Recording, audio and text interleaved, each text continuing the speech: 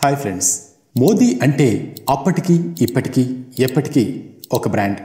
సింపుల్గా సూటిగా మాట్లాడే వ్యక్తిత్వం ఆయన సొంతం. ఆయనకున్న ఫాలోయింగ్ ఇంకెవరికీ ఉండదు. దేశంలోనే అత్యున్నత పదవిలో ఉన్న ప్రధాని మోదీ గురించి తెలియని వారంటూ ఎవరూ లేరు. ఆయన పనులు నచ్చిన వాళ్ళు ఆయన్ని రోల్ మోడల్గా భావించి ఇన్స్పిరేషన్ పొందుతూ ఉంటారు. మన దేశంలోనే కాదు, ప్రపంచంలోనే ప్రజాదరణ పొందిన గ్రేట్ లీడర్ ఇమేజ్ను సొంతం చేసుకున్నారు మోదీ.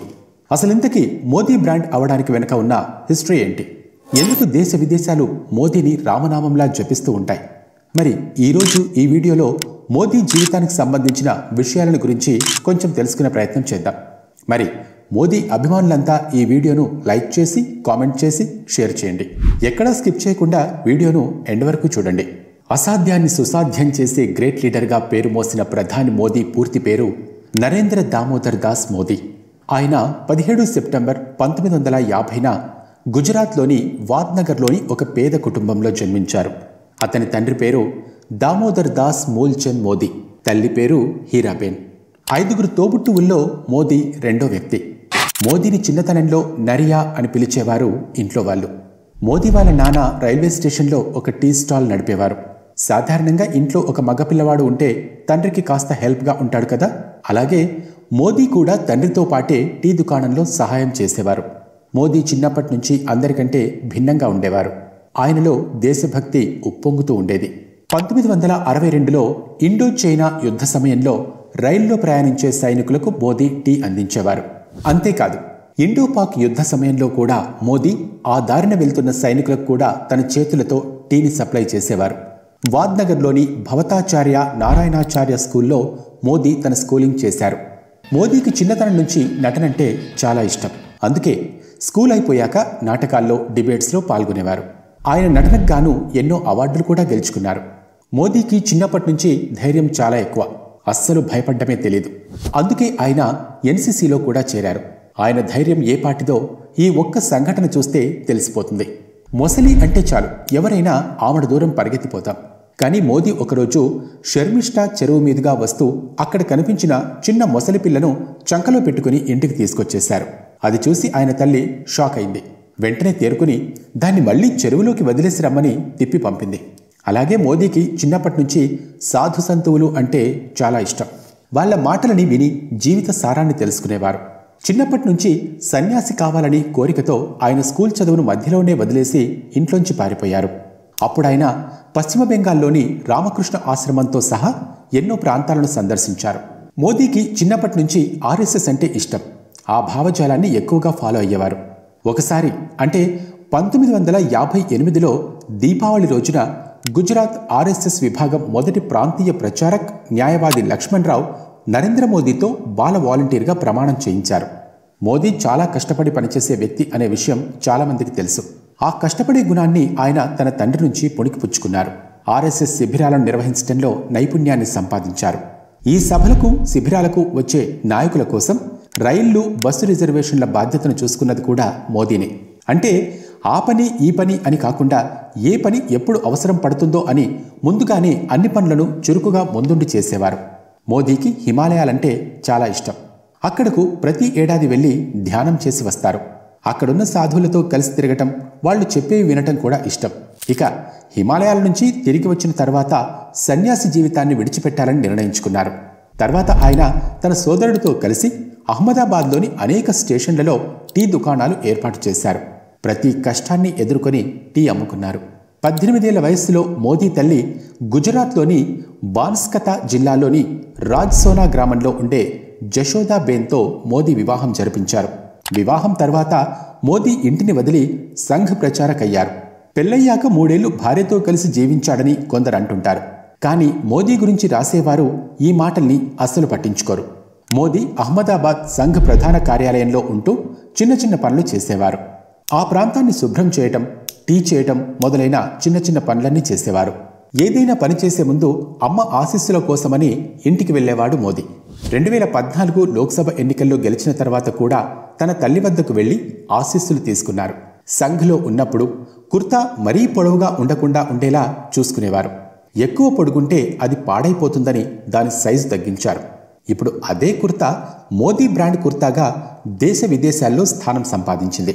1975లో వివిధ రాజకీయ కారణాలతో ఇందిరాగాంధీ రాష్ట్రాల్లో ఎమర్జెన్సీ విధించినప్పుడు మోదీ భయపడకుండా సర్దార్ రూపంలో పోలీసులకు చిక్కకుండా ప్రభుత్వ తప్పుడు విధానాలను ఎదురిస్తూనే ఉన్నారు. ఆర్ఎస్ఎస్లో అతని పని విధానానికి చాలా గౌరవ మర్యాదలు దక్కాయి. స్వామి వివేకానంద ప్రభావం ఆయనపై ఎక్కువగా ఉండేది.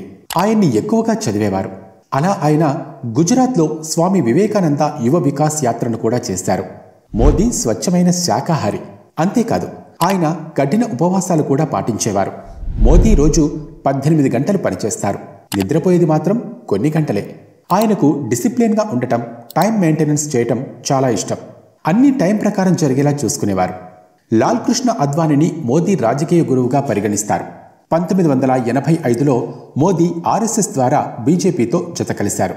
ఆ తర్వాత కొన్నాళ్లకు 1987లో అహ్మదాబాద్ మున్సిపల్ ఎన్నికల్లో బీజేపీ ప్రచారకర్తగా వ్యవహరించారు. ఆ ఎన్నికల్లో బీజేపీ విజయం సాధించింది. 1990లో రామ్రథ్ యాత్ర సమయంలో ఎల్కే అద్వానీకి మోదీ సహకారం అందించారు. మురళీ మనోహర్ జోషి ఏక్తా యాత్రలోనూ మోదీ సహాయం చేశారు. 1997 అక్టోబర్లో గుజరాత్లో కొనసాగుతున్న రాజకీయ గందరగోళ సమయంలో శంకర్ సింగ్ వాఘేలా ముఖ్యమంత్రి పదవికి రాజీనామా చేయవలసి వచ్చింది. అతని సహచర BJP MLA Dilip Parikh CM అయ్యాడు. అయితే పారిఖ్ ప్రభుత్వం ఎక్కువ కాలం నిలబడలేకపోయింది. 1998లో గుజరాత్ విధానసభకు ఎన్నికలు జరగడంతో వాఘేలా ఈ ఎన్నికల్లో పోటీ చేయలేదు. ఆయన తన కొత్త పార్టీ రాష్ట్రీయ జనతా పార్టీని కాంగ్రెస్లో విలీనం చేశారు. 1998లో గుజరాత్లో బీజేపీ అధికారంలోకి రావడంతో కేశుభాయ్ పటేల్ సీఎం అయ్యారు. తర్వాత మోదీని ఢిల్లీకి పిలిపించి కేంద్ర మంత్రి బాధ్యతలు అప్పగించారు. తర్వాత కేశవ్భాయ్ ఆరోగ్యం క్షీణించింది. గుజరాత్ అసెంబ్లీ సీట్లలో బీజేపీ బలహీనపడేలా ఉందని తెలుసుకున్న పార్టీ పెద్దలు బీజేపీ జాతీయ నాయకత్వాన్ని పటేల్ స్థానానికి బదులు మోదీకి అప్పగించారు. దాంతో గుజరాత్ ముఖ్యమంత్రిగా 2001 అక్టోబర్ 7న మోదీ ప్రమాణ స్వీకారం చేశారు. 2002 ఫిబ్రవరి 24న రాజ్కోట్ నియోజకవర్గం నుంచి మోదీ గెలుపొందారు. అలా మోదీ గుజరాత్ని అభివృద్ధి పట్టాలెక్కించారు. ప్రతి చోట విద్యుత్తు, త్రాగునీరు అందించారు. ఆసియాలోనే అతిపెద్ద సోలార్ పార్క్ గుజరాత్లో నిర్మించారు. 2002లో ఫిబ్రవరి 27న గుజరాత్లో జరిగిన గోద్రా ఘటనలో మోదీ పేరును చేర్చారు. దీనికి మోదీ కారణమని అప్పట్లో న్యూయార్క్ టైమ్స్ కూడా పేర్కొంది. గోద్రా నగరంలోని రైల్వే స్టేషన్లో సబర్మతి రైల్లోని 7 కోచ్లకు నిప్పంటించగా 59 మంది ప్రాణాలు కోల్పోయారు. తర్వాత గుజరాత్లోని వివిధ ప్రదేశాలలో మతపరమైన అల్లర్లు చెలరేగాయి. 28 ఫిబ్రవరి 2002న గుజరాత్లో అల్లర్లు తీవ్ర రూపం దాల్చడంతో 1200 మందికి పైగా మరణించారు. ఈ కుంభకోణంపై విచారణకు సుప్రీంకోర్టు ప్రత్యేక కమిటీని నియమించింది. ఈ కమిటీ విచారణ వివరాలను పరిశీలించిన సుప్రీంకోర్టు 2010లో తీర్పు వెలువరించింది. అల్లర్లలో మోదీకి ఎక్కడా ఎలాంటి ప్రమేయం లేదని కమిటీ గుర్తించలేదని సుప్రీంకోర్టు తీర్పులో పేర్కొంది. గుజరాత్లో ప్రభుత్వ నిబంధనలకు విరుద్ధంగా నిర్మించిన ఆలయాలన్నింటినీ మోదీ కూల్చేశారు. దీని తర్వాత గుజరాత్లో మోదీకి ప్రజాదరణ పెరిగిపోయింది. దీంతో వరుసగా 4 సార్లు గుజరాత్ ముఖ్యమంత్రిగా ఎన్నికయ్యారు. 2013లో కేదార్నాథ్లో సంభవించిన విపత్తు కారణంగా దెబ్బతిన్న కేదార్నాథ్ ఆలయాన్ని పునర్నిర్మించాలని మోదీ కేంద్ర ప్రభుత్వం నుండి డిమాండ్ చేయగా కాంగ్రెస్ ప్రభుత్వం తిరస్కరించింది. మోదీ విధానాలను చూసి బీజేపీ ప్రభుత్వం 2014 లోక్సభ ఎన్నికల్లో మోదీని ప్రధానిగా ఎంపిక చేసింది. మోదీ కూడా ఈ ఎన్నికల కోసం సోషల్ మీడియాను బాగా యూజ్ చేసుకున్నారు. అలా బీజేపీ భారీ మెజారిటీతో గెలిచింది. 26 మే 2014న ఢిల్లీలోని రాష్ట్రపతి భవన్లో మోదీ భారత ప్రధానిగా ప్రమాణ స్వీకారం చేశారు. మోదీ భారతదేశానికి 15వ ప్రధానమంత్రి అయ్యారు. ప్రజలందరికీ రోల్ మోడల్గా నిలిచారు. 2019లో జరిగిన సార్వత్రిక ఎన్నికల్లో మోదీ ఎన్డీఏ ప్రభుత్వాన్ని అధికారంలోకి తీసుకురావడంలో కీలక పాత్ర పోషించి రెండోసారి దేశ ప్రధానిగా ప్రమాణ స్వీకారం చేశారు. చూశారుగా మోదీ చేసిన పనులు, ఆయన ఎదిగిన తీరు. మరి ఈ వీడియో మీకు ఎలా అనిపించిందో కింద కామెంట్ సెక్షన్లో మీ అభిప్రాయాలను కామెంట్స్ రూపంలో తెలియచేయండి.